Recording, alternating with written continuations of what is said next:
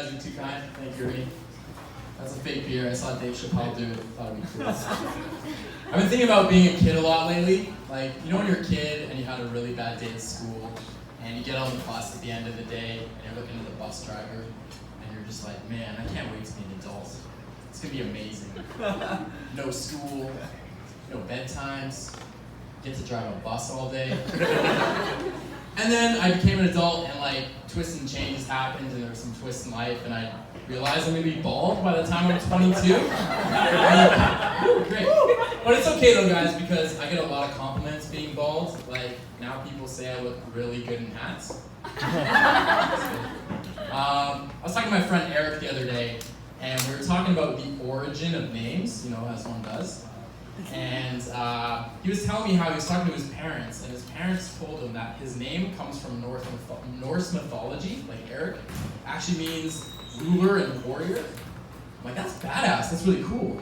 So I got really excited, and I started conjuring up what Cory can mean. I'm like, Cory the Conqueror, Cory the Cowboy? Like, that's pretty cool. So I got really excited, I called my mom up, I'm like, hey, I just wondered, like, what did you guys name me after? Like, what's Cory come from?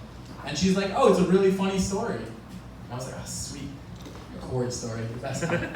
And she's like, I was at Costco, and I saw a coffee maker brand called Cory Coffee Makers, and I realized I really liked the name. I was like, okay. And once she told me that, I realized I was not going to tell anybody that story. Eric is a fucking Viking warrior, and I keep people caffeinated? Sure. But you know, I make my parents proud doing comedies. It's really fun. I sent my dad a clip of my last set, and he told me he was going to post it on the fridge, which is really great. When I was a kid, I used to think the word prosecuted meant murdered. So like, when I would walk by a construction site and it said, trespassers will be prosecuted, I used to think that if I would sneak onto this construction site, a construction worker would come and slay me down with a hammer. And obviously I snuck on because it was the best place to play hide and go seek as a kid, right? Obviously. But when I was hiding, I wasn't just hiding from other kids trying to find me. I was hiding from construction workers who I thought were coming to murder me. But you know, I never got prosecuted because I'm standing here today. Something I've been thinking about a lot lately is TV commercials.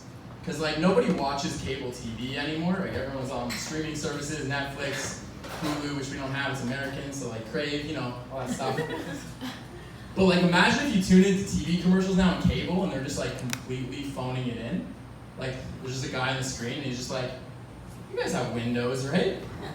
Probably should. What I got here in my hand? Windex. You know if you need it, you know if you don't. Commercial ends.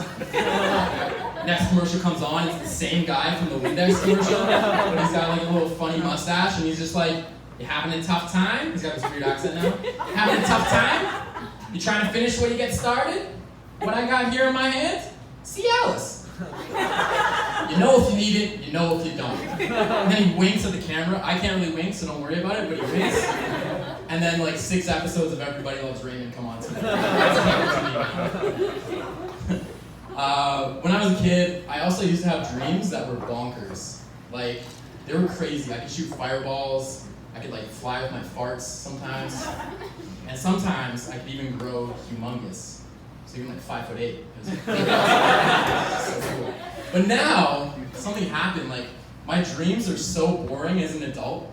Like, a few weeks ago, I had a dream that I was going to outer space, but in 2 weeks. So the dream was just me living my normal life, like doing taxes, driving a school bus, teaching my dog English, like normal stuff. But in 2 weeks, I was going into outer space.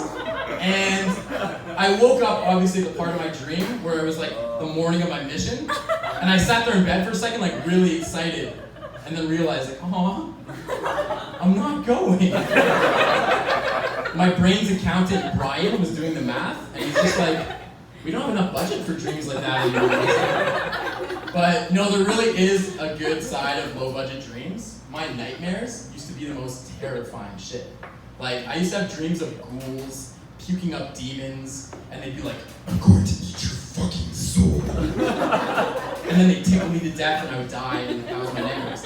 But now, my nightmares are more like, I'm meandering about, I go to buy a double-double, pay by credit card, go to pay, awaiting authorization, awaiting authorization, awaiting authorization, and then credit card declines. I'm like, it's literally a low-budget dream, right? And now I have to have that awkward small talk with the cashier, or like, I don't think it's my card, it's a double-double, like it must be the machine, and they're like, yeah, it's probably the machine. I'm like, okay, try again, and they're like, sorry, it's slow, and I'm like, Wi-Fi, am I right? They're like, our machines don't run on Wi-Fi, and I'm like, oh, I don't know, like hopefully, and then it declines, and then I wake up, and I'm like, oh man, I really need a coffee. So I get out of bed, I fire up my Cory coffee maker, and I start my fucking day. Thank you so much, you guys.